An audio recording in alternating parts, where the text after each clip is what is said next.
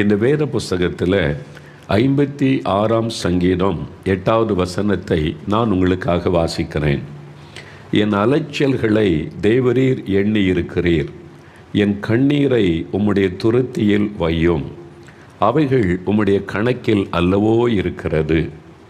தாவீது என்ற ஒரு பக்தன், அவன் ஒரு தேசத்திற்கு ராஜாவாக உயர்த்தப்பட்டிருந்த போதிலும் ஆடு மேய்த்து கொண்டிருந்த சாதாரண நிலைமையிலிருந்து உயர்த்தப்பட்டவன். ஆண்டவர் மேல் அளவில்லாத அன்பும் விசுவாசம் வைத்திருந்த மனிதர். ஆனால் அவர் கடந்து வந்த பாதையெல்லாம் பார்க்கும் பொழுது கண்ணீரின் பாதை. எத்தனையோ முறை பலனில்லாமற் போக மட்டும் அழுதார், கண்ணீர் வடித்தார். ஒரு காரியத்தை அவர் அறிந்து வைத்திருந்தார், நான் வடிக்கிற கண்ணீர் வீணாய் போவது இல்லை. நான் இந்த உலகத்திலிருந்து சிந்துகிற கண்ணீர், ஆண்டவருடைய சமூகத்தை நோக்கி நான் வடிக்கிற கண்ணீரை அவர் கணக்கு வைக்கிறார், அவர் சேர்த்து வைக்கிறார், அவருடைய துருத்தியிலே அவர் சேர்த்து வைக்கிறார் என்பதை அவர் அறிந்திருந்தார். அதனால் சொல்லுகிறார், என் அலைச்சல்களை நீர் எண்ணி இருக்கிறீர், என் கண்ணீரை உம்முடைய துருத்தியில் வையும், அவைகள் உம்முடைய கணக்கில் அல்லவோ இருக்கிறது என்று. கண்ணீர், எனக்கு அன்பானவர்களே, இன்றைக்கு கண்ணீர் வடிக்காத மக்களை காண்பது அரிதாயிருக்கிறது.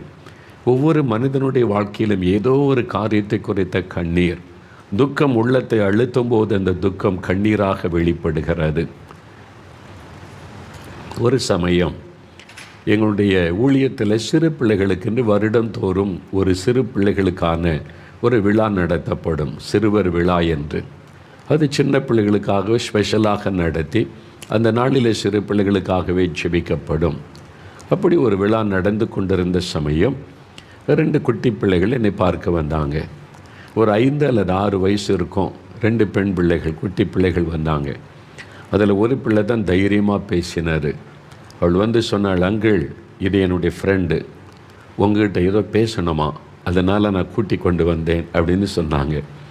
நான் உடனே அப்படியா அப்படின்னு சொல்லி, என்ன பேசணும், உனக்கு என்ன காரியம் அப்படின்னு சொல்லி அந்த குழந்தையிட்ட குனிந்து நான் அவட பேச ஆரம்பித்தேன். அந்த குழந்தையினுடைய கண்களிலிருந்து கண்ணீர் வடிந்தது. ஒரு 5-6 வயசு தான் இருக்கும். கண்ணிலேருந்து கண்ணீர் அப்படியே வடிந்தது. என்ன சின்ன பிள்ளை அழுகிறதே என்று சொல்லி, சில சமயம் வியாதி அப்படி இருந்த வேதனையில் குழந்தைகள் அழும், அப்படி ஏதாவது பிரச்சனை இருக்குமோ என்று, சரி எதுக்கு அழுகிற, உனக்கு என்ன காரியத்துக்கு நான் ஜெபம் பண்ணணும் அப்படின்னு கேட்டேன். அந்த சின்ன மகள் சொன்ன வார்த்தை என்ன தெரியுமா, அங்கிள், எங்கள் அப்பா குடிச்சிட்டு வந்து எங்கள் அம்மாவை அடிக்கிறாங்க, எங்கள் அப்பா குடிக்கக்கூடாது, எங்கள் அப்பா குடிக்கக்கூடாது, அதுக்காக நீங்கள் இயேசு கிறிஸ்துக்கிட்ட ஜெபம் பண்ணுறீங்களா அப்படின்னு கேட்கும்போது அந்த குழந்தையருடைய கண்களிலே கண்ணீர். 5-6 வயசு தான் ஆகுது. அவருடைய உள்ளத்தில் ஒரு காயம் இருக்கிறது, அவருடைய உள்ளத்தில் ஒரு துக்கம் இருக்கிறது. என் தாய் அடிக்கப்படுகிறாங்க, என் தகப்பனார் குடிச்சிட்டு வந்து அடிக்கிறார். அந்த குழந்தைக்குள்ள ஒரு வேதனை கண்ணீராய் வெளிப்பட்டது, அழுகை. ஒரு சமயம் நான் மதுரை பட்டணத்துக்கு போயிருந்த போது ஒரு வாலிபன் வந்தான். வாலிபர்களோடு பேசி ஜெபம் முடித்தவரை தனியாக பேச வேண்டும் என்றான். சரி என்று அவனை தனியாய் அழைத்து பேசின போது அவனுடைய கண்ணில் கண்ணீர், அழுகிறான். காலேஜில் படிக்கிற ஒரு பையன் அழுகிறான். என்ன அவனுடைய பிரச்சனை, என்னால் படிக்கவே முடியல, என்னால் பாடத்தில் கவனம் செலுத்த முடியல. ஏன், உனக்கு என்ன பிரச்சனை, நான் ஜெபம் பண்ணுகிறேன்.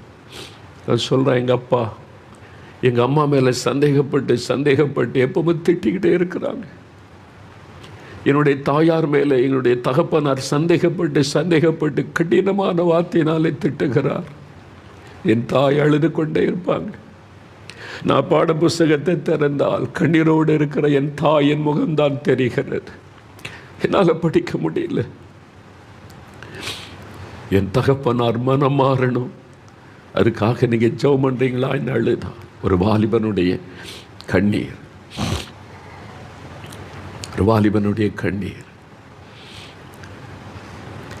ஒரு சமயம் ஒரு சகோதரி அநேக மக்கள் ஜெபிக்க வந்தாங்க. கதறி அழுகிறாங்க. பக்கத்தில் உள்ளவங்களாம் பார்ப்பாங்களே, இதெல்லாம் நினைக்கல, கதறி அழுகிறாங்க. அவங்களை கொஞ்சம் ஆசுவாசப்படுத்தி ஆறுதல் படுத்துவதற்கே சில நிமிடங்கள் ஆயிற்று. அழாதுங்க. என்ன காரியம்? நான் ஜெபம் பண்ணுகிறேன். எனக்கு குழந்தை இல்லை, நீ என் மாமியார் என்னை கேவலமாக பேசுகிறான், என்னை வேதனைப்படுத்திக்கிட்டே இருக்கிறாங்க. என் கணவர் வெளியே போயிட்டா திரும்பி வரும் வரைக்கும் நரக வேதனை அனுபவிக்கிறேன், என்னை வேதனைப்படுத்திக்கிட்டே இருக்கிறாங்க.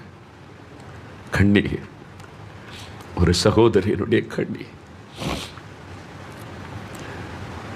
ஒரு வீட்டிற்கு நான் போயிருந்த சமயம், ஊழியத்துக்கு போன இடத்துல சாப்பிட கூப்பிட்டுருந்தாங்க. அந்த வீட்டுக்கு போன போது ஒரு தாயார் ஒரு அறையில் படுக்கையில் படுத்திருந்தாங்க. அவங்கள பார்க்கணுன்னு நான் போனேன், கூட்டிகிட்டு போனாங்க. அவங்க படுக்கையிலே இருக்கிறாங்க. என் கையை பிடித்து கொண்டு அழுதார்கள். ஐயா, எனக்காக ஜெபம் பண்ணுங்க. நான் ஜெபிக்கிறேம்மா, பயப்படாதங்க, ஆண்டவர் என்னை எடுத்துக்கொள்ளும்படி ஜெபம் பண்ணுங்க. என்னால் வேதனை தாங்க முடியல, இந்த வியாதியினால் உண்டான வேதனை தாங்க முடியல. ஆண்டவர் என்னை எடுத்துக்கொள்ளட்டும், என்னை எடுத்துக்கொள்றதுக்காக ஜெபம் பண்ணுங்க. வியாதியினால் உண்டான கண்ணீர். ஒரு சமயம் ஒரு சகோதரர் என்னை பார்க்க வந்திருந்தார் 4 மாவடிக்கு. கண்ணீர் விட்டு அவர் அழுதார். ஐயா, என்னால் இந்த பாவத்தை விட முடியல, மதுபானத்தை விட முடியல, தப்புன்னு தெரியுது, என் பணமெல்லாம் போகுது, என் குடும்பம்லாம் நாசமாகிறது, என்னால் என் குடும்பத்தில் நிம்மதி போச்சு, சமாதானம் போச்சு, எல்லாத்தையும் இழந்துட்டு என்னால் இதை விட முடியலையே, ஏதாவது பண்ணுங்க, எனக்கு விடுதலை வாங்கி கொடுங்க, ஆண்டவர்கிட்ட கேட்டு எனக்கு விடுதலை வாங்கி கொடுங்க. பாவத்தினால் உண்டான ஒரு கண்ணீர். இன்னைக்கு இந்த உலகத்தில் எங்கே போனாலும் கண்ணீர் வடிக்கிற மக்கள், சின்ன பிள்ளைகள், வாலிபர்கள், குடும்பத்தில் உள்ளவங்க, வயதானவர்கள். கண்ணீர் இல்லாத மக்களை காண்பது அரிதாக இருக்கிறார். நீங்கள் கூட அழுது கொண்டே இருக்கிறீங்கள, வெளியில் தெரியக்கூடாது என்பதற்காக இரவு நேரம் படுக்கையை கண்ணீரினால் நனைத்து கொண்டிருக்கிறீங்கள. பெண்கள் வாய் விட்டு அழுதுருவாங்க, ஆண்கள் இருதயத்திற்குள்ளே அழுவாங்கன்னு சொல்லுவாங்க. வெளியில் சொல்ல முடியல, இருதயத்திற்குள்ளே அழுகை, இருதயத்திற்குள்ளே நீங்கள் அழுது கொண்டு இருக்கலாம். ஆண்டவருடைய கண்கள் உங்களை நோக்கி பார்க்கிறார். ஆண்டவர் உங்களுடைய கண்ணீரை துருத்தியிலே சேர்த்து வைக்கிறாராம். இயேசுவே, நீங்கள் கண்ணீர் வடிக்கும் போது அந்த கண்ணீரை அவர் சேர்த்து வைக்கிறார். ஒரு பாட்டிலில், ஒரு பாத்திரத்தில், பரலோகத்தில் உங்களுடைய கண்ணீர் சேர்த்து வைக்கப்படுகிறது. உங்களுடைய கண்ணீர் விலையேறப்பட்டது ஆண்டவருக்கு முன்னால். அவரை பார்த்து நீங்கள் கண்ணீர் வடிக்கும் போது, இயேசுவே நீ கண்ணீர் வடிக்கும் போது அந்த கண்ணீரை தேவன் சேர்த்து வைக்கிறார், கணக்கு வைக்கிறாராம், புஸ்தகத்தில் எழுதி வைக்கிறாராம். இந்த மகள் இன்றைக்கு இத்தனை சொட்டு கண்ணீர் வடித்திருக்கிறாள், இந்த மகன் இன்றைக்கு இத்தனை சொட்டு கண்ணீர் வடித்திருக்கிறான், இந்த காரியத்திற்காக இந்த ஆண்டவர் சேர்த்து அவர் கணக்கு வைக்கிறாராம். அப்படித்தான் வேதம் சொல்லுகிறது. தாவீதுக்கு, என் கண்ணீரை உம்முடைய துருத்தியில் வைத்திருக்கிறேன், அவைகள் உம்முடைய கணக்கில் அல்லவா இருக்கிறது, நான் எவ்வளவு வேதனையிலே கண்ணீர் வடிக்கிறேன் என்று நமக்கு தெரியுமே என்று கதறுகிறார் ஒரு மனிதர். இன்னைக்கு நீங்களும் அப்படி இருக்கிறீங்களா? ஆண்டவர், நான் இந்த மக்களுக்கு என்ன சொல்லணும், இந்த அற்புத பெருவிழாவில் என்ன சொல்லணும், நான் என்ன ஜெபிக்கணும்னு ஆண்டவருடைய பாதத்தில் காத்திருந்த போது அவருடைய அன்பு என்னை நெருக்கியவினது. ஆண்டவர் சொன்னார், அநேகர் கண்ணீரில் வாழ்ந்து கொண்டிருக்கிறாங்க, அநேகர் கண்ணீர் வடித்து வேதனையில் இருக்கிறாங்க. அவங்க கண்ணீரை நான் துடைக்கணும், அவங்களுடைய கண்ணீரை நான் மாற்றணும், அவங்களுக்காக நான் பரிதபிக்கிற தேவன் என்பதை இந்த மக்களுக்கு சொல், அவனுடைய கண்ணீரை துடைக்க நான் அற்புதம் செய்வேன் என்பதை இந்த மக்களுக்கு சொல். என் ஆண்டவர் என்னோடு பேசினார்.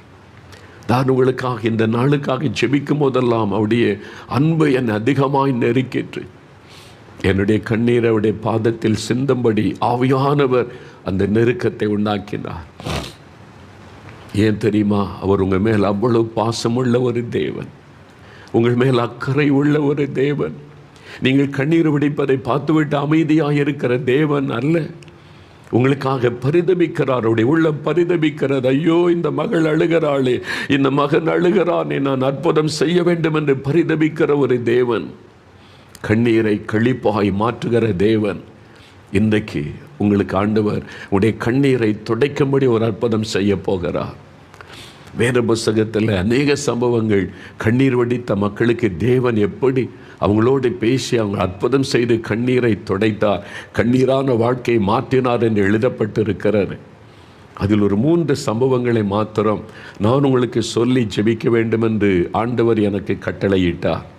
அதைத்தான் நாம் வசனத்திலிருந்து இப்போ தியானித்து ஜெபிக்க போகிறோம். முதலாவது 1 சாமுவேல் 1ஆம் அதிகாரம். இந்த வேத புஸ்தகத்தில் 1 சாமுவேல் 1ஆம் அதிகாரம் 10வது வசனத்தை வாசிக்கும் போது, அன்னாள் என்கிற ஒரு பெண் அவள் தேவ சமூகத்தில் போய் மனம் கசந்து மிகவும் அழுது கர்த்தரை நோக்கி விண்ணப்பம் பண்ணினாள்.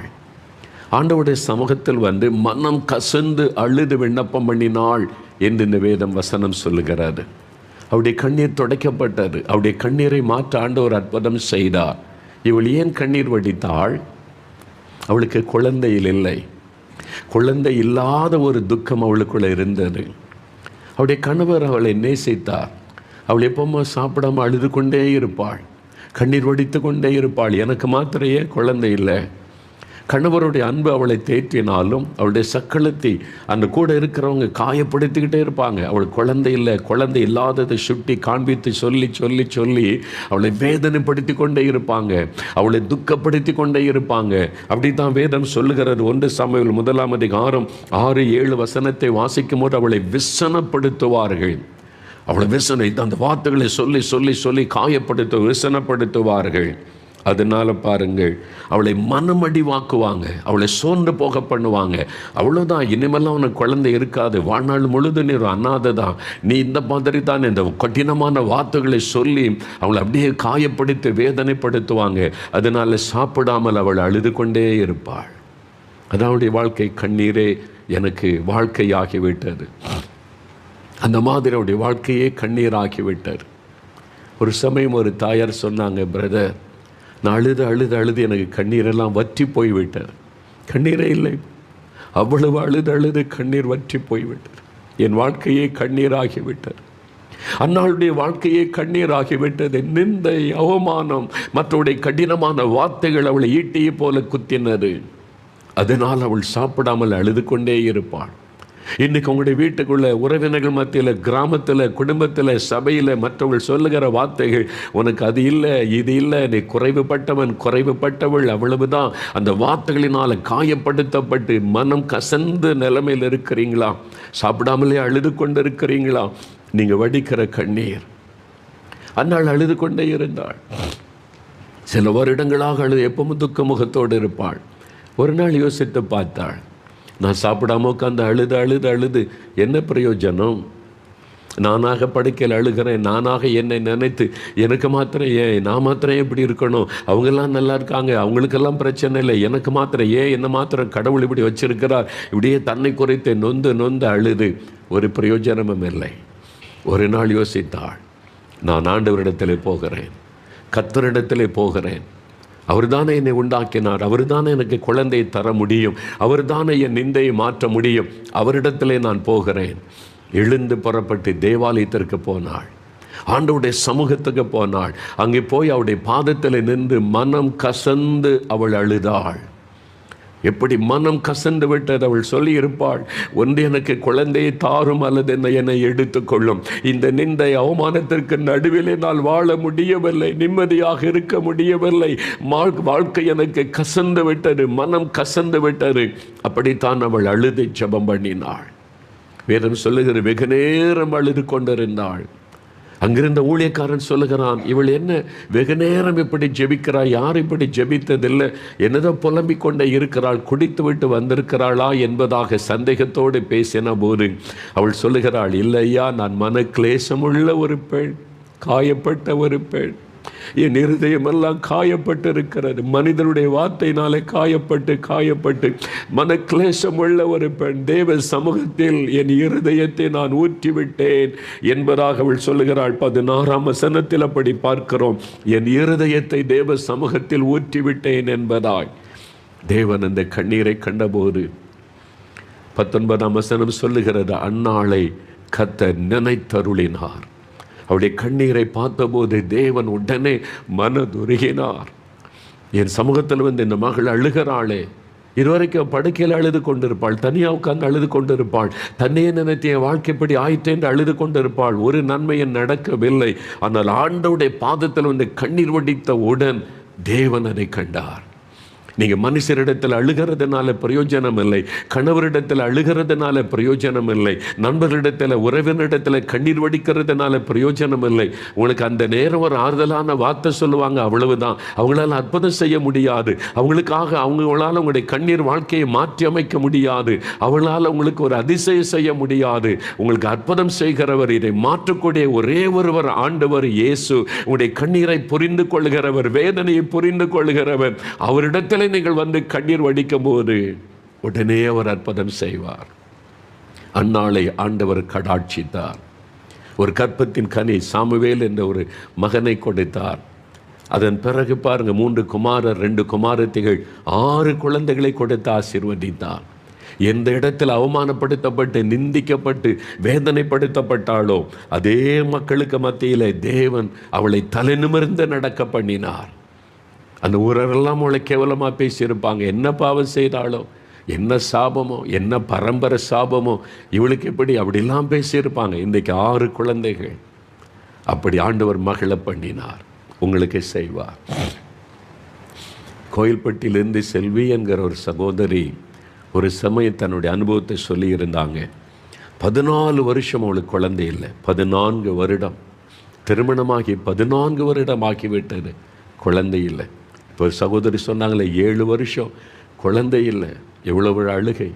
எந்த சொந்தக்கார வீட்டுக்கும் போக முடியாது, எந்த விசேஷத்துக்கும் போக முடியாது. எல்லாரும் ஒரு மாதிரி பார்க்குறாங்க, பேசுகிறாங்க. இன்னும் குழந்தை இல்லையா, இன்னும் அதை நக்கலாய் பேசுவார்.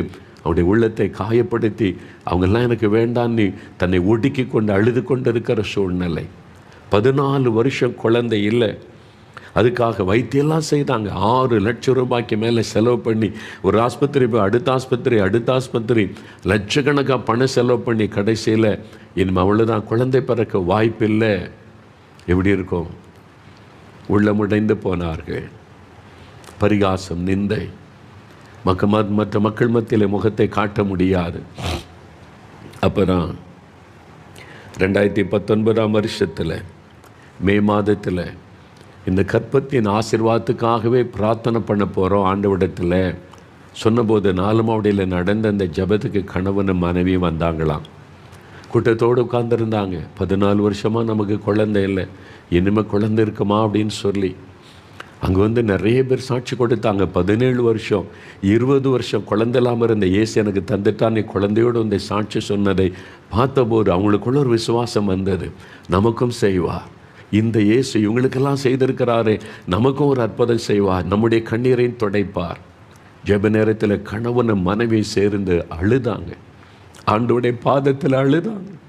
இதுவரைக்கும் தானாகவே ரூமுக்குள்ளே அழுது கொண்டிருந்தவர்கள் இப்போ ஆண்டவர் இயேசுவின் சமூகத்தில் வந்து நின்று அழுதாங்க. இவங்களுக்கெல்லாம் குழந்தை கொடுத்த நிந்தையை மாற்றினீங்களே, நாங்கள் அந்த நிந்தையோடு அவமானத்தோடு வாழ்ந்து கொண்டிருக்கிறோம். இயேசுவே எங்களையும் ஆசீர்வதியும், அடுத்த வருஷம் நாங்களும் குழந்தையோடு வந்து இப்படி நிற்கணும், எங்களையும் அப்படி ஆசீர்வதியும் என்று அழுது செபித்தார்கள்.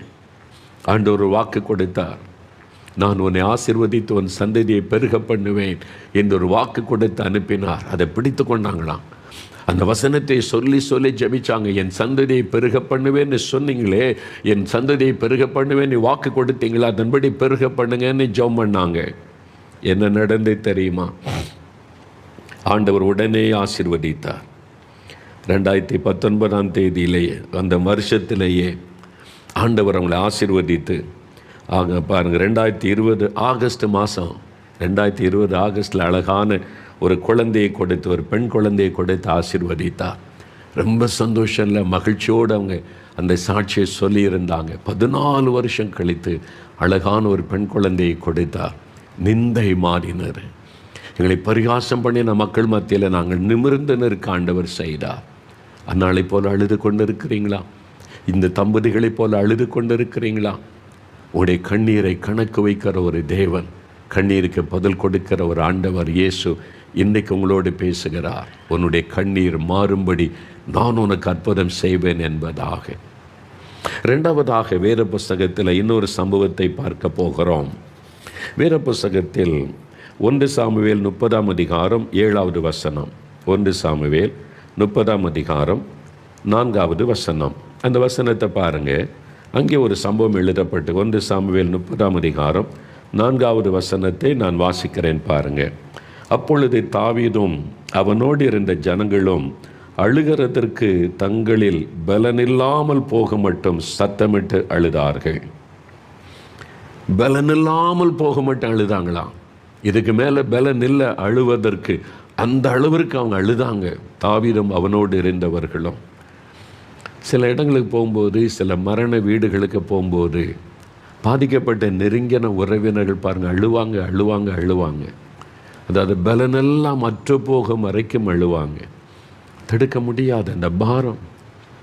இங்கே ஒரு இழப்பினால் உண்டான ஒரு கண்ணீர், கணவனை இழந்து பிள்ளையை இழந்து உறவை இழந்து அழும்பொழுது சரி தடுக்காதங்க விட்டுருங்கன்னு சொல்லுவாங்க. அழட்டும், எவ்வளோ பலன் இருக்கு, அழுத முடிக்கட்டும், பலனை இழந்துருவாங்க. இங்கே தாவீது பலனில்லாமற் போக மட்டும் சத்தமிட்டு அழுதார். வந்து சத்தமிட்டு அழுதார். ஏன் அழ வேண்டும்? அப்படி மனைவி பிள்ளைகள் சொத்துக்களை சத்துருக்கள் அபகரித்து கொண்டு போயிட்டாங்க. எல்லாவற்றையும் இழந்து விட்டார். தனக்கு இருந்த சொந்தங்கள் உறவுகள் சொத்துக்கள் எல்லாத்தையும் இழந்து விட்டார். தனித்து விடப்பட்ட நிலைமை. ஐயோ, சத்துருக்கள் வந்து எல்லாத்தையும் கொள்ளை அடிச்சுட்டு போயிட்டாங்க, எல்லாத்தையும் இழந்து விட்டோமே, இருந்த ஆசீர்வாதத்தை இழந்துட்டோமே, உறவுகளை இழந்துட்டோமே. இழப்பினால் உண்டான ஒரு கண்ணீர், இழப்பினால் உண்டான ஒரு வேதனை. அதனால சத்தமிட்டு அவர்கள் அழுகிறார்கள். பலனை எல்லாம் இழந்து போகும்படி அழுகிறாங்க. அப்படித்தான் நீங்கள் அழுது அழுது பலனை இழந்து போனீங்களா? கண்ணீர் வடித்து பலனை இழந்து போனீங்களா? அந்த சகோதரி சொன்ன மாதிரி கண்ணீர் எல்லாம் போயிட்டு இப்போ கண்ணீரே எனக்கு வருவது இல்லை, எல்லா கண்ணீரை கொட்டி முடிச்சாச்சு, இதுக்கு மேலே என்ன அப்படின்னு மன வேதனையோடு இருக்கிறீங்களா? ஆண்டவர் இயேசு உங்களை நோக்கி பார்க்கிறார். தாவீது கண்ணீர் விட்டு சத்தமிட்டு அவர் அழுதார். பலனை எல்லாம் இழந்துட்டார். இதுக்கு மேலே அழுவதற்கு கூட பலன் இல்லை. ஆனால் தேவன் அந்த கண்ணீரை கண்டார். தாவீதனுடைய அழுகையின் சத்தம் பரலோகத்திற்கு எட்டினார். அவர் தேவ சமூகத்தில் போய் நின்றபோது சொன்னார், தாவீதே அழாதே, நீ இழந்து போனதை எல்லாம் நான் உனக்கு திரும்ப தருவேன், இழந்து போனதை எல்லாம் நீ திரும்ப பெற்றுக்கொள்வாய், பயப்படாதே. ஆண்டவர் அவரோடு பேசினார். அது நடந்தது. 1 சாமுவேல் 30 நீங்கள் வாசிக்கும் போது தாவீது இழந்து போன எல்லாவற்றையும் ஒன்றும் குறைவுபடாமல் எல்லாவற்றையும் திரும்ப பெற்றுக்கொண்டார் என்று வசனம் சொல்கிறது. எனக்கு அன்பானவர்களே, இழந்து போனீங்களோ? மனைவியை இழந்து, கணவரை இழந்து, பிள்ளைகளை இழந்து, சொத்துக்களை இழந்து, வேலையை இழந்து, மதிப்பு மரியாதையை இழந்து, ஏதோ ஒரு நன்மையினையை இழந்து, இழப்பினால் உண்டான ஒரு துக்கம் உங்களுடைய உள்ளத்தை காயப்படுத்தி வேதனைப்படுத்தி கொண்டிருக்கிறதா? எல்லாத்தையும் இழந்துட்டோமே, இனி என்ன இருக்கிறது என்று மனம் சோர்ந்து போயிட்டீங்களா? இழப்பினால் உண்டாகிற துக்கம். தாவீதனுடைய அந்த கண்ணீரை துடைக்க, அந்த வேதனையை மாற்ற ஆண்டவர் ஒரு அற்புதம் செய்தார். இழந்து போன எல்லாவற்றையும் திரும்ப கொடுத்தார். உங்களுக்கும் செய்வார், உங்களுக்கு செய்வார். பயப்படாதங்க, உங்களுக்கும் செய்வார். யோபு 16 வாசித்து பாருங்க. யோபு ஒரு பெரிய செல்வந்தனாய் இருந்தவர். 10 பிள்ளைகள், சம்பரமமாய் வாழ்ந்தவர், பிரபலமாய் பேர் புகழோடு ஆசீர்வாதமாய் வாழ்ந்த பெரிய செல்வந்தர். கர்த்தர் மேலே ரொம்ப விசுவாசமும் அன்பு வைத்திருந்தவர். திடீரென்று அவருடைய வாழ்க்கையில் எல்லாத்தையும் இழந்து, சொத்துக்களை இழந்து, அவருடைய பிள்ளைகளை இழந்து, 10 பிள்ளைகளையும் இழந்து, சொத்துக்களை இழந்து, சரீர ஆரோக்கியத்தை இழந்து, நோயினால் தாக்கப்பட்டு அப்படியே வேதனையில் சாம்பலில் உட்கார்ந்துருக்கிறார். எல்லாத்தையும் இழந்து போன சூழ்நிலை. இந்த இழப்பு வந்து வேதனையில் இருக்கும்போது உலகம் பலவிதமான வார்த்தைகளை சொல்லும். அவருடைய நண்பர்கள், சிநேகிதர்கள், ஆறுதல் சொல்லும்படி வந்தவர்கள் அவனை குற்றம் சொன்னாங்க. ஏதோ நீ பாவம் செய்திருக்கிற, ஏதோ தப்பு பண்ணியிருக்கிற, அதனால தான் உனக்கு இப்படி நடந்திருக்கிறது என்று சிநேகிதர்களை பரிகாசம் பண்ணின போது அவர் சொல்லுகிறார், என் சிநேகிதர்களே என்னை பரிகாசம் பண்ணினதினால் தேவனை நோக்கி என் கண்கள் கண்ணீர் சொரிகிறது. அழுகிறார். யோபு 16:20 அப்படி கதறுகிறார், தேவனை நோக்கி நான் அழுகிறேன், எனக்கு ஆறுதல் சொல்ல வந்தவர்களே என்னை குற்றப்படுத்துகிறார்கள். உலகம் அப்படித்தான் பேசும், உலகம் அப்படித்தான் பேசும். நீங்கள் பாதிக்கப்படும் போது ஏதாவது ஒரு காரணத்தை சொல்லி உங்களை குற்றப்படுத்தி உங்களுடைய உள்ளத்தை மேலும் மேலும் காயப்படுத்துகிற ஒரு உலகம்தான் நம்மை சுற்றி இருக்கிறது. உங்களுக்காக பரிதாபப்படுறவங்க, உதவி செய்ய வர்றவங்க எத்தனை பேர் இருப்பாங்கன்னு நினைக்கிறீங்க? நீங்கள் தனித்து நிற்கணும், தனித்து அழணும். நீங்கள் சிரிக்கும் போது உலகமே சேர்ந்து சிரிக்கும். நீங்கள் அழும் பொழுது தனிமையாய் அழுவீர்கள் என்று ஒரு பழமொழி சொல்லுவார்கள், ஒரு வழக்க மொழி சொல்லுவார்கள். அப்படித்தான் இன்னைக்கு தனிமையாக உட்காந்து அழுது கொண்டு இருக்கலாம். நான் வாழ்ந்திருக்கும் போது எத்தனை ஃப்ரெண்ட்ஸ், எத்தனை பேர் வந்து என் கூட இந்த புகழ்ந்தெல்லாம் பேசினாங்க. இப்போ நான் இழந்து போன போது குற்றம் சொல்லுகிறாங்க, கை நீட்டுகிறார்கள், குறை சொல்கிறாங்க, ஏதோ தப்பு இருந்திருக்கணும் என்று இல்லாத பொல்லாததெல்லாம் பேசுகிறார்கள். அது இன்னும் வேதனை. அன்னைக்கு தாவீது நெருக்கப்பட்ட போது அவன் கூட இருந்தவங்களாம் சொல்றாங்க, தாவீது ஒன்னால தான் இது நடந்தது. அதுதான் நடந்தது. 1 சாமுவேல் 30 அதிகாரத்தில் தாவீது அப்படியே கலங்கி அவரும் எல்லாத்தையும் இழந்து நிற்கும் போது அவர் யாருக்கு உதவியாக இருந்தாரோ, யாரை தைரியப்படுத்தி அவங்களை ஆசீர்வாதமாய் நடத்தி கொண்டு வந்தாரோ அதே மக்கள் சொல்றாங்க, ஒன்னால தான் தாவீது நாங்கள் எங்க இதை இழந்து நிற்கிறோம், எங்கள் குடும்பத்தை இழந்து நிற்கிறோம். தாவீதுக்கு விரோதமாக எல்லாரும் மறுத்தார்கள். தாவீது தனித்து விடப்பட்டார், தனிமையாய் நின்று அழுகிறார். ஆண்டவரால் மட்டும்தான் அந்த பாரத்தை புரிந்து கொள்ள முடியும். நீங்கள் தனித்து விடப்பட்டுட்டீங்களா? மனைவியே குற்றம் சொல்கிறாங்களா? கணவரே உங்களை குற்றம் சொல்கிறாங்களா? பிள்ளைகளே உங்களால் தான் நீ குற்றம் சொல்கிறாங்களா? உடன் பிறந்தவங்களே உங்களால் தான் இந்த நஷ்டம் இழப்பு நீ குற்றம் சொல்கிறாங்களா? நண்பர்களே உங்களை பார்த்து இதான் தப்பு, அதான் தப்பு என்று உங்களுடைய தப்பு பாவம் என்று உங்களை சுட்டி காண்பிக்கிறாங்களா? தனிமையிலே நீங்கள் விடப்பட்டு அழுது கொண்டிருக்கலாம். உங்களை புரிந்து கொள்ளுகிற ஒருவர் உண்டு, ஆண்டவர் இயேசு. ஆண்டவர் இயேசு தாவீதை புரிந்து கொண்ட ஆண்டவர். தாவீதே பயப்படாத, தாவீதே இதுக்கு மேலே நீ அழாத, நீ இழந்து போனதெல்லாம் நான் உனக்கு திரும்ப தருவேன். ஆண்டவர் ஆறுதல் படுத்தினார். உங்களை பார்த்து சொல்றார், என் மகனே, என் மகளே, நீ ஜோமணி தான் இதெல்லாம் நடந்தது என்று உங்களை குற்றப்படுத்துறாங்களா? நீ இயேசுன்னு சொல்லித்தான் நம்ம எல்லாத்தையும் இழந்து போனோம், நீ மற்றவங்கெல்லாம் உங்களை குறை சொல்லி கை நீட்டுறாங்களா? உடைந்து போனீங்களா? தனிமையில் அழுகிறீங்களா? ஆண்டவர் சொல்லுகிறார், நான் உனக்கு இருக்கிறேன், நீ பயப்படாத மகளே, பயப்படாத மகனை, பயப்படாத, இழந்து போனதை நான் திரும்ப தருவேன். உன்னை அவமானப்படுத்தி நிந்தித்த மக்களுக்கு மத்தியிலே நீ எல்லாவற்றையும் திரும்ப பெற்றுக்கொள்ளுவாய். உங்களை பார்த்து ஆண்டவர் சொல்லுகிறார், உடைய கண்ணீரை துடைக்க ஒரு அற்புதம் நடக்கும், அவர் செய்வார். சென்னை பட்டணத்தில் ஒரு சகோதரர், அவருடைய அனுபவத்தை நான் அறிந்தபோது ஒரு பக்கம் ஆச்சரியம், இன்னொரு பக்கம் சந்தோஷம். கிறிஸ்தவர் தான், ஆனால் இயேசுக்கு அவருக்கு சம்பந்தம் கிடையாது. சும்மா வாரத்தில் ஒரு நாள் வழக்கத்தின்படி சர்ச்சுக்கு போகிறது, அவ்வளோதான். 5 நிமிஷம் கூட ஜபம் கிடையாது. இஷ்டப்படி சினிமா, அது மாதிரி செல்ஃபோன் வாழ்க்கையை அதில் ஜாலியாக போகுது, அவ்வளோதான். பேருக்கு சர்ச்சுக்கு போகிறது வர்றது, அவ்வளோதான். இந்த லாக்டவுன் வந்துச்சுல்ல, ஃபஸ்ட்டு லாக்டவுன் 2020 வேலை போயிட்டு வேலையை இழந்து விட்டார். வேலை இழந்த உடனே சம்பாத்தியம், வருமானம் இல்லை. எப்படி சாப்பிட்றது? வீட்டு வாடகை கொடுக்கறது பெரிய கஷ்டம், நெருக்கம். எப்படி வீட்டு வாடகை கொடுக்கறது, எப்படி சாப்பிட்றது, எப்படி பிள்ளைகளை படிக்க வைப்பது? சம்பாத்தியம் இல்லை, வருமானம் போய்விட்டது, இழப்பு. வேலை இழந்து போச்சு, வருமானம் இல்லை, இழந்து போச்சு. என்ன பண்ணுறது? ஏதாவது பண்ணணுமே. இருந்த பணம் சேர்த்து வச்சது அங்கங்கே புரட்டி ஒரு ஆட்டோ வாங்கி, ஆட்டோவாவது ஓட்டலாம் என்று சொல்லி ஒரு ஆட்டோ வாங்கி ஓட்டினார். ரொம்ப கஷ்டம், சாப்பாட்டுக்கு மட்டும் அன்னன்னைக்கு கஷ்டப்பட்டு அந்த ஆட்டை ஓட்டி வருமானம் அவ்வளோதான். 2வது லாக்டவுன் வந்தது, முடிஞ்சது. ஆட்டோ ஓட்ட முடியாது, வருமானம் போச்சு. 2வது லாக்டவுனில் ஆட்டோ ஓட்ட முடியாது, எல்லாம் முடங்கி போயிட்டார். வருமானத்துக்கு வழியே இல்லை, என்ன செய்கிறது? சாப்பாட்டுக்கு வழி இல்லை. இருந்த வேலையை இழந்து, இருந்த பிஸ்னஸை இழந்து, வருமானத்தை இழந்து, ஒரு வழி இல்லாத சூழ்நிலை. அப்போ தான் ஆண்டவரை தேட ஆரம்பித்தார். நம்முடைய நிகழ்ச்சியை பார்த்தபோது, இதுவரைக்கும் பேருக்காக கிறிஸ்தவனாக வாழ்ந்தேன், இயேசுவுக்கு எனக்கு சம்பந்தம் இல்லை. ஆண்டவரிடத்தில் மனம் திரும்பினார். ஆண்டவரே, என்னை மன்னிச்சிருங்க, நான் உங்களை தேடலை, உங்களை விசுவாசிக்கலை, இஷ்டப்படி வாழ்ந்தேன், பாவத்தில் வாழ்ந்தேன், பேருக்காக ஞாயிற்றுக்கிழமை சர்ச்சுக்கு வந்துட்டு வந்தேன், என்னை மன்னிச்சிருங்க, நான் எல்லாத்தையும் இழந்து நிற்கிறேன், ஒரு வழியும் இல்லை சாப்பாட்டுக்கே. அழுதார். ஆண்டவரிடத்தில் மனம் திரும்பினார். அடுத்த வேளை சாப்பாட்டுக்கு வழி இல்லை. அரசாங்கம் 2000 ரூபா கொடுக்குறோம், நாங்கள் எப்போ வரும் நீ காத்திருந்த, அந்த 2000 ரூபாவது கிடைக்குமா, பிள்ளைகளுக்கு கொஞ்ச நாள் சாப்பாடு கொடுக்கலாமே. இந்த நிலைமைக்கு பாருங்க, இழப்பினால் வந்தது. குப்பல்ற ஒரு வேலை கிடைச்சா கூட போதுமே, தெருக்கூட்டுற ஒரு வேலை கிடைச்சா போதுமே, அதாவது கிடைக்குமா என்று சொல்லி அலைந்தார். அந்த நிலைமையில் இயேசுவை தேடினார். ஆண்டவரே, என் பாவத்தை மன்னிச்சிருங்க, எனக்கு உதவி செய்யுங்க.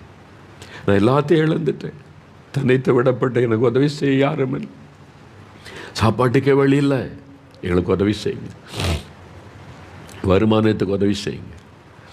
அப்போ அந்த பகுதியில் இருந்த ஒரு மனிதர், இவரை தெரிந்த மனிதர் ஒரு நாள் தேடி வந்தார். அவர் சொன்னார், வேலையெல்லாம் இழந்துட்டியாமே, ஒன்றுமே இல்லையாம. ஆமாம், ஆனால் இப்போ நான் ஆண்டவரை பற்றி கொண்டேன், இயேசு எனக்கு ஏதாவது ஒரு வழி தரப்பார்.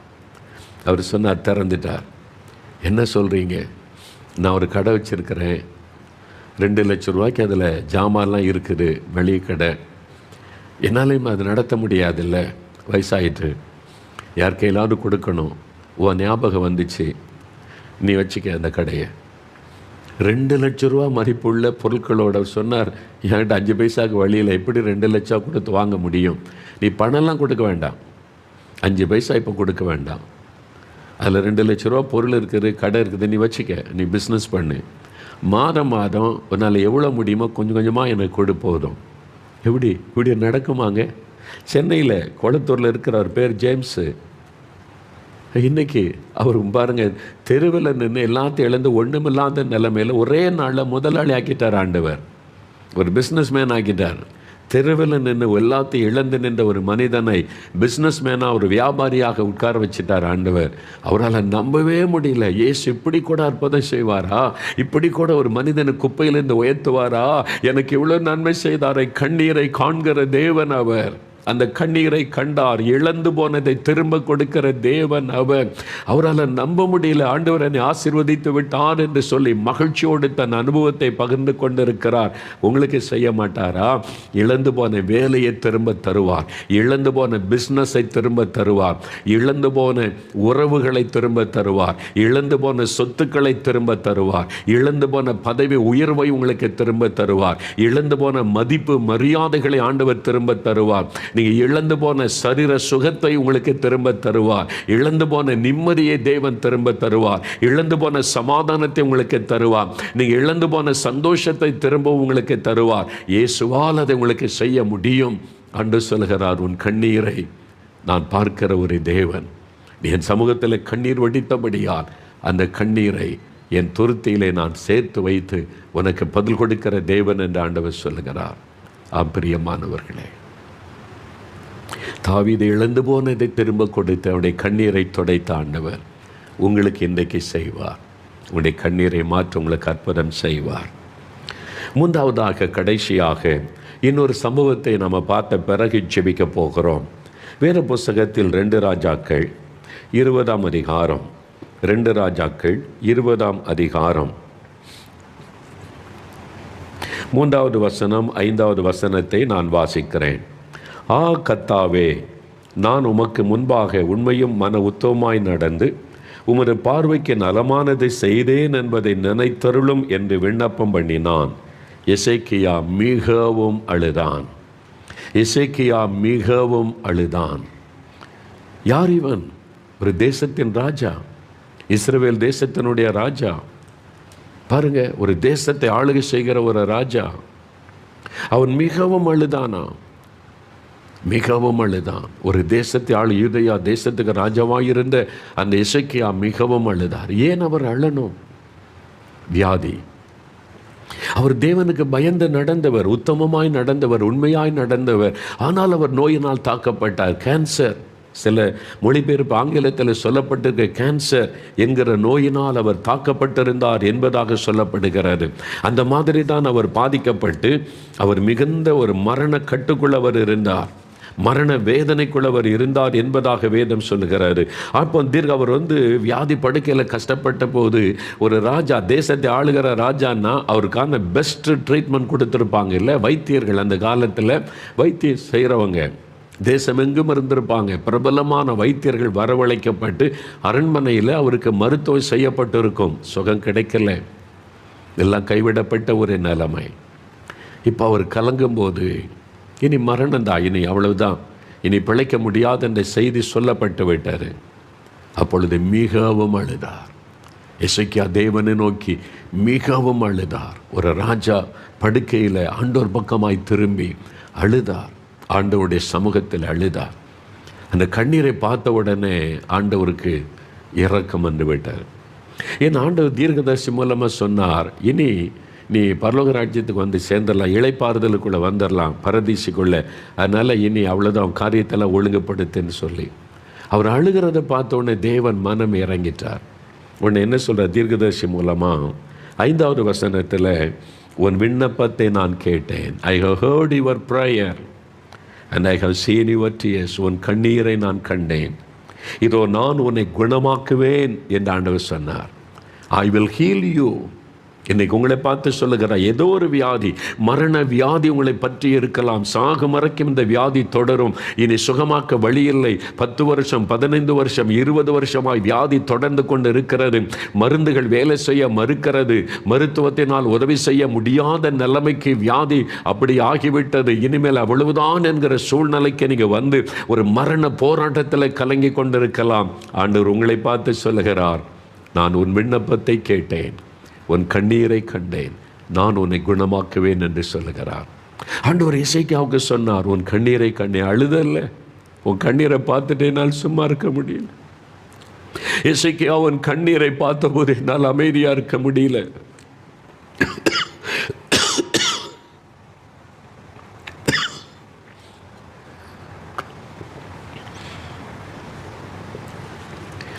உன் கண்ணீரை பார்த்தபோது என்னால் அமைதியாக இருக்க முடியல. உன் கண்ணீரை நான் துடைக்கணும், நான் உன்னை குணமாக்குகிறேன். நீ அழாதே, நீ அழாதே. உன் அழுகை என்னால் தாங்கிக் கொள்ள முடியல. ஒரு குழந்தை அழுதா மற்றவங்கெல்லாம் ஏன் அழுதுன்னு பேசுவாங்க, பார்ப்பாங்க. ஆனால் ஒருவருடைய உள்ளம் ரொம்ப பாதிக்கப்படும், அது தாயனுடைய உள்ளம். ஒரு குழந்தை அழுதுட்டா இருதயம் பாதிக்கப்படும், தாயனுடைய உள்ளம் பதறும். ஏன் என் குழந்தை அழுது, ஏன் என் குழந்தை அழுது? இந்த குழந்தையுடைய அழுகையை நிறுத்து வரைக்கும் அந்த தாயனுடைய வேதனை சொல்லிக்கொள்ள முடியாத வேதனையாக இருக்கும். ஆண்டவர் தாயின் இருதயத்தை போல இருதயம் உள்ளவர், ஒரு தாயை போல நம்மை நேசிக்கிறவர். இயேசு கிறிஸ்துவுடைய அன்பு ஒரு தாயினுடைய அன்பை விட பெரிதான அன்பு. ஜனங்களுக்காக நான் பரிதபிக்கிறேன் சொல்லுகிறார். நான் பரிதபிக்கிறேன். மத்தேயு 14:14 ஜனங்களை கண்டு அவர் மனதுருகி வியாதியஸ்தரை குணமாக்கினார். இயேசு செய்த ஏராளமான அற்புதங்கள் வேதத்தில் எழுதப்பட்டிருக்கிறது. எந்த அற்புதமும் இயேசு பெருமைக்காக செய்யலை. என்கிட்ட வல்லம் இருக்கிற பாருங்க, என்கிட்ட எந்த நோயை குணமாக்குகிற அதிகாரம் இருக்கிற பாருங்கன்னு இயேசு அற்புதம் செய்யவே இல்லை.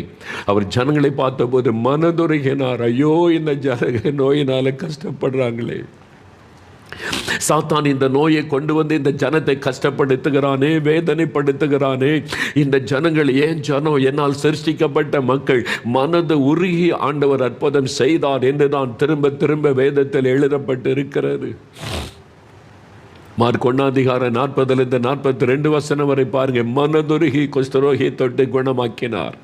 மத்தேயு 14:14 மனதுருகி வியாதியஸ்தரை குணமாக்கினார். அவருடைய மனதுருக்கம், அவர் ஜனங்களுக்காக பரிதபிக்கிற தேவன். எசேக்கியா அழுத போது தேவனுடைய உள்ளம் உருகுகிறது. ஐயோ, என்னுடைய மகன் அழுகிறான், என்னை நேசிக்கிற என் மகன் கண்ணீர் வடிக்கிறான், அந்த கண்ணீரை துடைக்க வேண்டும் என்று இறங்கினார். யார் அவரிடத்தில் வந்து கண்ணீர் வடித்தாலும் உடனே தேவன் இறங்குவார். நான் வியாதி படுக்கையில், மரணப்படுக்கையில் இருக்கும்போது என் தாயனுடைய கண்ணீரை பார்த்து இயேசு எங்கள் வீட்டுக்குள்ளே வந்து என்னை குணமாக்கினார். நான் சுகத்துக்காக அழவில்லை, என் தாயார் அழுதாங்க, கண்ணீர் வடித்தாங்க. இயேசுவே இயேசுவே இறங்குங்க அப்படின்னு சொல்லி என் தாயார் வடித்த கண்ணீரை பார்த்து இயேசு எனக்கு அற்புதம் செய்தார். நீங்கள் கண்ணீர் வடிக்கிறீங்களா? உங்கள் கண்ணீரை பார்த்து உங்களுடைய கணவருக்கு சுகம் தருவார். உங்களுடைய கண்ணீரை பார்த்து உங்களுடைய மனைவிக்கு சுகம் தருவார். உங்களுடைய குழந்தைகளுக்கு, உங்களுடைய குடும்பத்தில் இருக்கிற யாரோ ஒருவருக்கு அவர் உங்களுடைய கண்ணீரை கனப்படுத்துகிற தேவன், உங்களுடைய கண்ணீரை பார்த்து மனதுருகுகிற தேவன். பிரியமானவர்களே, திருநெல்வேலியில் ஒரு சகோதரி, அவங்க வியாதிப்பட்டாங்க. இயேசுக்கு அவங்களுக்கு சம்பந்தம் கிடையாது. அவங்களுக்கு கிறிஸ்தவங்கனாலே பிடிக்காது. ஏன்னா அவங்க ரொம்ப பக்தி வைராக்கியம் உள்ளவங்க, ரொம்ப பக்தியாக கடவுளை தேடுகிறவங்க. எனக்குன்னு ஒரு நம்பிக்கை இருக்குது. நாங்கள் குடும்பமாக, நாங்கள் பரம்பரையாக, எங்கள் நம்பிக்கை வேறு. இது என்ன புதுசாக இயேசு நீ கிறிஸ்தவங்கனாலே அவங்க அந்த இயேசும்பாங்கன்னு கிறிஸ்தவங்களே கிட்ட சேர்க்க மாட்டாங்க, பிடிக்காது. அந்த மாதிரி இருதயம் உள்ளவங்க, அந்த சூழ்நிலை அவங்களுடைய புரிந்து கொள்ளாமை, இயேசு அப்படின்னா அவங்க அறியாமை, புரிந்து கொள்ளாமை அப்படி தான் சொல்ல, மிஸ் அண்டர்ஸ்டாண்டிங். ஏன்னா இயேசுக்கு மதத்துக்கு சம்மந்தம் இல்லை. ஆனால் மற்றவங்க சொல்கிற மதம் அப்படி கிடையாது. அவர் ஒரு நம்ம நேசிக்கிற ஒரு கடவுள், தகப்பனை போல தாயை போல நம்ம எல்லாரையும் நேசிக்கிற ஒரு அற்புதமான ஆண்டவர்.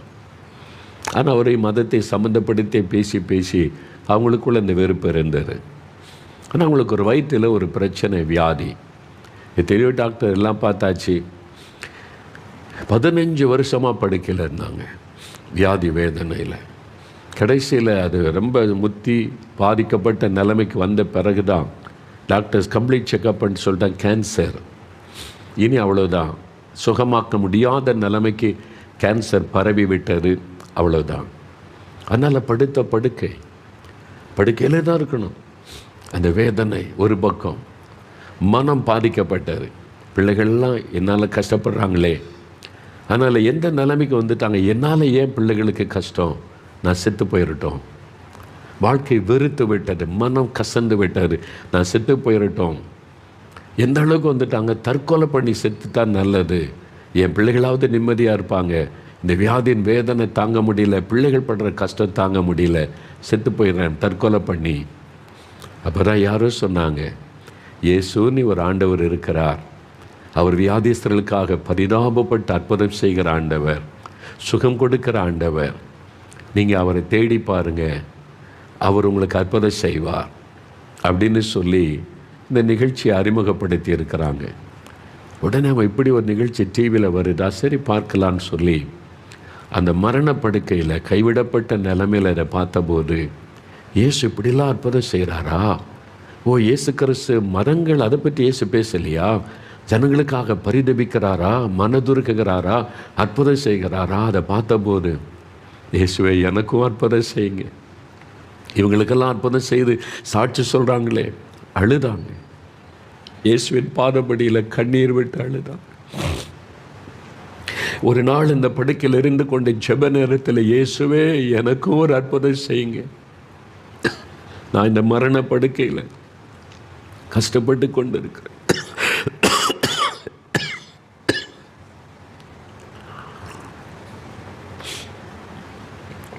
என் பிள்ளைகள்லாம் கஷ்டப்படுறாங்க, எனக்கு ஒரு அற்புதம் செய்யுங்க. கண்ணீர் விட்டு அழுதார்கள்.